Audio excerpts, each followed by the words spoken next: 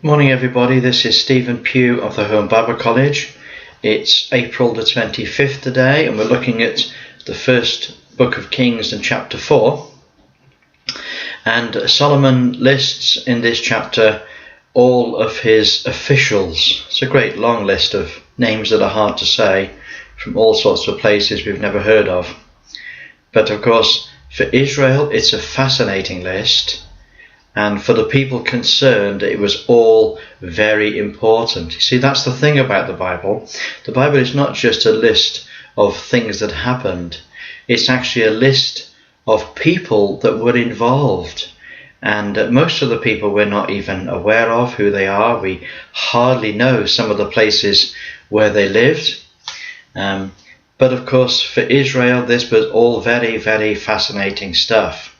Well, take a look at verse 20. It says, Judah and Israel were many as the sand which is by the sea in multitude, eating and drinking and making merry. You see, this reign of Solomon was a reign of peace, a reign of huge prosperity. There was an increase of childbirth and and there was no death by war, of course. So the children of Israel multiplied during the reign of Solomon by a huge amount, vast numbers. Also the nations round about prospered too, because they were not at war with them or with each other. And it says in verse 21, Solomon reigned over all kingdoms from the river unto the land of the Philistines and unto the border of Egypt. So from the river Euphrates all the way across the Fertile Crescent, what we call today Iraq and Syria and Lebanon and Israel, right the way down to where the Philistines were in Gaza and all the way down to the Nile. This was a vast kingdom. And they all brought presents and they served Solomon all the days of his life. And it talks about Solomon's provision for one day, just one day, was 30 measures of fine flour and 60 measures of meal. This is just this, and there was 10 fat oxen and 20 oxen out of the pastures and 100 sheep, beside harts and roebucks and fallow deer and fatted fowl. This is just what was put onto Solomon's table every day. Amazing. And he had dominion over all the region on this side of the river, from Tifsah to Azar, over all the kings on this side of the river. And he had peace on all sides round about him. And Judah and Israel dwelt safely, and every man under his vine, under his fig tree, from Dan to Beersheba, all the days of Solomon. Now this was a wonderful age in which to live. The age of Solomon's reign was fantastic for Israel. It was their golden age. It is what they would be described as their wonderful golden age. Verse 29 is my password for today. It says, God gave Solomon wisdom and understanding exceeding much, and largeness of heart, even as the sand that is upon the seashore. Just like you can't count every grain that's on a beach. So with Solomon, it was impossible to measure the amount of wisdom and understanding and the largeness of his heart. Now notice that little word heart there. It doesn't mean the affections, although it can include the affections. The heart is the very center of a man. It's what we would today call the mind. It was the heart, it was the center of his thinking, the center of all his intelligence. And Solomon, in the eyes of all men, was just huge in terms of wisdom and intellect. They just couldn't fathom the wisdom of Solomon.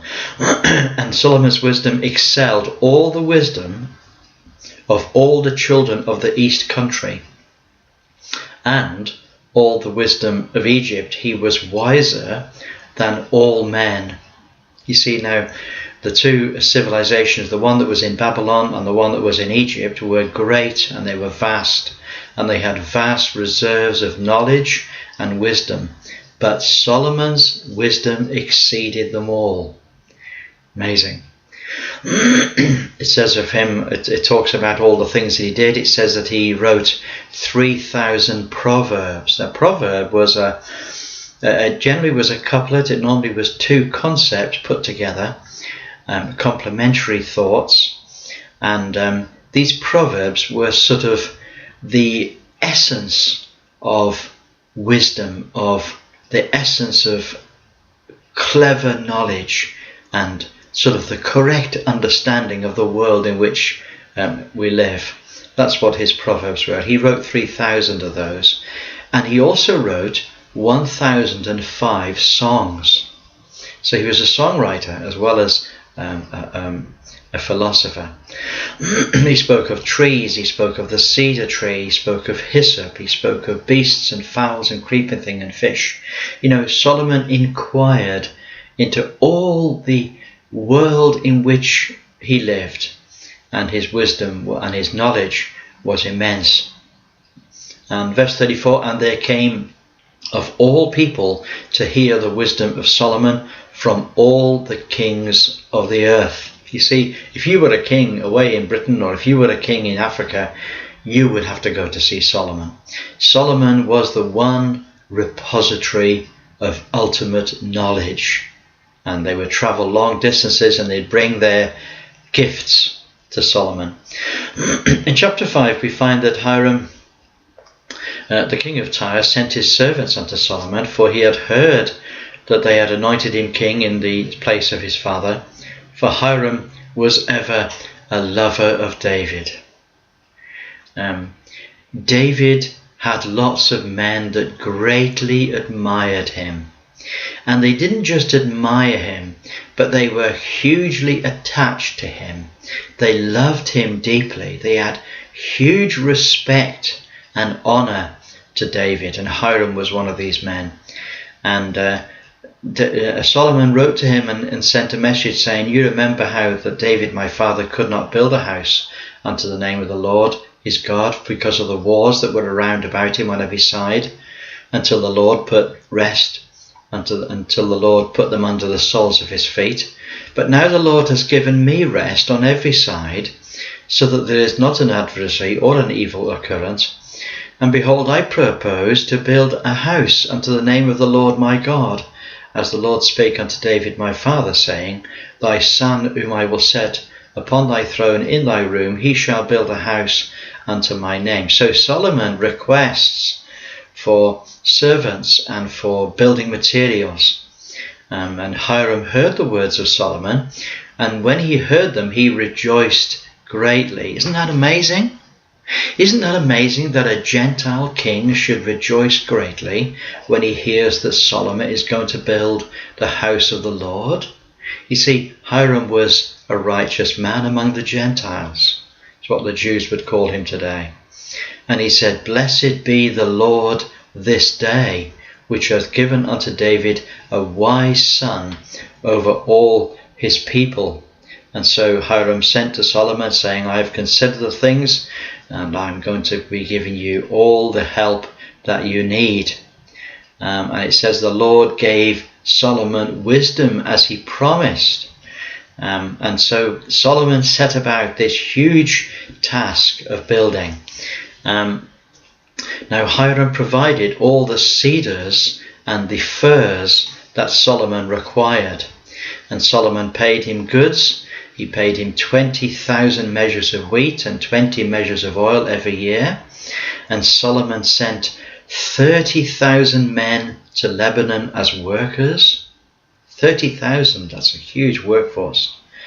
And he sent them to work for 1 month, 10,000 at a time. So they'd go for a month and then they'd come home for 2 months. Then they'd go for another month and come home for 2 months. That was a great work schedule, I have to say.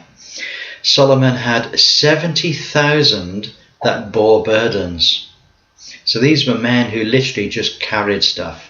they carried timber, they carried goods, they carried stone. And he had 60,000 lumberjacks in the mountains. Imagine that. You know, when we go to somewhere like Canada today or Russia today, count up how many lumberjacks are in the mountains. It's not 60,000. No. 60,000 is a vast army, a vast workforce. There were 3,300 men that were required to lead the work of the building. So these were the charge hands. These were the men that were in charge. These were the men who led the work. And they brought stones from quarries to build the foundations of the temple. Much of what they did in those days is something that's completely unknown to us even today. Even today, the scientists are unable to figure out how they were able to do all this. It's an amazing feat of wisdom, an amazing feat of technical knowledge. You see, the fact that they were back there in the Bronze Age doesn't mean that they lacked any knowledge, doesn't mean that they lacked any wisdom or skill.